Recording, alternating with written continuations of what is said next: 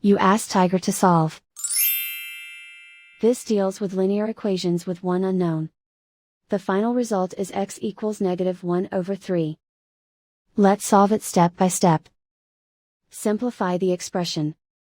Expand the parentheses. Simplify the arithmetic.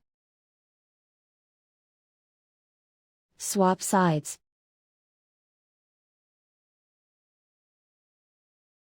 Group all constants on the right side of the equation. Add 3 to both sides.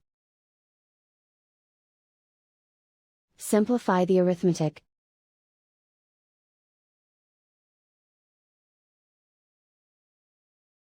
Isolate the x. Divide both sides by 3. Simplify the fraction. And so the final result is x equals -1/3.